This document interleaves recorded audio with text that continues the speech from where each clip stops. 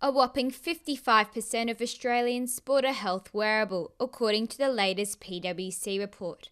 Health wearables, better known as fitness bands and smartwatches, are used to track everything from heart rate, calories, steps and sleep. Though the uptake of these devices is increasing, members from the medical community critique their accuracy, as many devices from brands like Garmin, Fitbit, Jawbone and Apple have not been medically proven. Stephen Leader is a public health professor at Charles Perkins Centre. He says that wearables are worn by a select group in society who already engage in regular exercise and have the disposable income to spend on such devices. Well, anything that carries a price is going to have differential uptake according to the people's capacity to spend, and clearly those who have a lot of disposable income, it's less material concern to them whether they buy it or not. But if you're a single mum living in one of the western suburbs of Sydney with 2 kids, and every cent counts. Health wearables don't come cheap.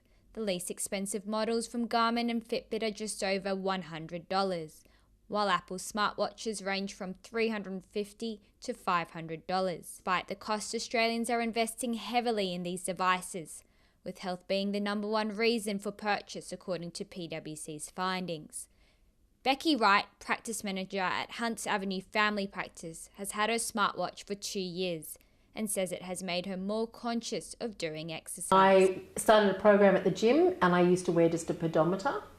And then I had a Jawbone, which was another type of wearable, which just did steps, nothing else. And then I went to a smaller Fitbit. And then the gym suggested that we buy some kind of wearable. And they did suggest that Fitbit was a good one to go with. So I went all out and bought the service. 63% of Australians are overweight and obese. Yet Stephen Leader says that health wearables won't solve the high rates of obesity and chronic disease in Australia. Have arisen not because of individual intention. It's not as though Australians sort of woke up one morning and said, "Oh, I think I should really become fat." It's because the environment, the marketing of food in particular, the amount of sugar in the diet,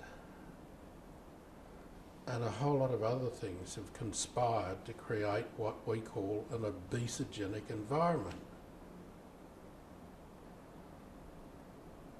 So there needs to be an approach to the environment as well as to the individual, right?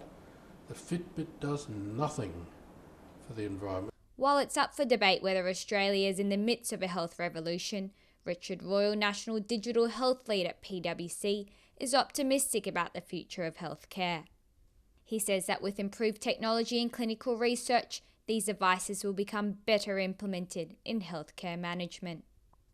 I think the revolution needed to come about because we're not doing as many manual tasks as we used to. We used to have to get up to go and walk and answer the phone at home. We don't. The phone's on our lap now. We don't have to do any of that. So we have to be forced to exercise, whereas exercise was just part of daily living.